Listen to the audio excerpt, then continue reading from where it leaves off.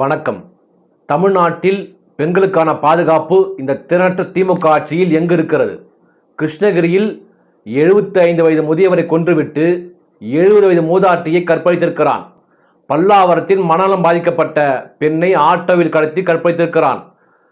திருச்சியிலிருந்து சென்னை வந்த கல்லூரி மாணவியை காரில் கடத்தி கற்பழித்திருக்கிறான். 2 வயது பிஞ்சு குழந்தையை தலியில் திமுக காரன் கற்பழித்து கொன்றிருக்கிறான். மதுராந்தகத்தில் 14 வயது சிறுமியை கூட்டுப்பாலியல் வன்கொடுமைக்கு உள்ளாக்கப்பட்டிருக்கிறாள். நாமக்கல் மாவட்டம் குமாரபாளையத்தில் 7 வயது சிறுமி பாலியல் வன்கொடுமைக்கு உள்ளாக்கப்பட்டிருக்கிறாள்.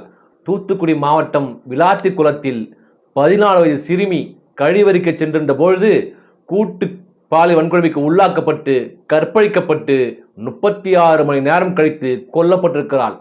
இன்றோடு 8 நாட்கள் ஆகிறது. இன்று வரை காவல்துறை அந்த குற்றவாளியை கைது செய்யவில்லை. இந்த திமுக ஆட்சியில் பெண்களுக்கான பாதுகாப்பு இல்லவே இல்லை. பெண்களுக்கு பாதுகாப்பு அளிக்கக்கூடிய, முக்கியத்துவம் அளிக்கக்கூடிய ஒரே இயக்கம் அதிமுக இயக்கம் மட்டும்தான். 1992ஆம் ஆண்டு புரட்சி தலைவி அவர்கள் தமிழ்நாட்டில் முதல் மகளிர் காவல் நிலையத்தை 1000 விளக்கு பகுதியில் அமைத்து கொடுத்தார். அதன் தொடர்ச்சியாக தமிழ்நாடு முழுக்க அது விரிவாக்கம் செய்யப்பட்டது.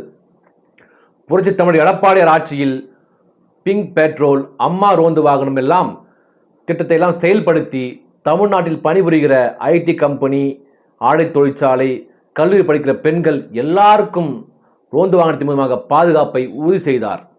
அது மட்டுமல்லாமல் 2019ஆம் ஆண்டு crime against women's and children என்ற ஒரு தடுப்பு பிரிவை உருவாக்கி தமிழ்நாட்டு பெண்களின் பாதுகாப்பை மேலும் மேலும் உறுதிப்படுத்தினார். ஆனால் இந்த திட்டத்தை எல்லாம் செயல்படுத்தாமல் நிறுத்திவிட்டு இந்த திமுக ஆட்சி பெண்களின் பாதுகாப்பை கேள்விக்குறியாக்கி இருக்கிறது. ஒரு தீர்வு மட்டும்தான் உண்டு.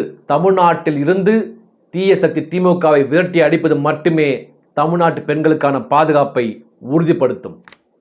நன்றி.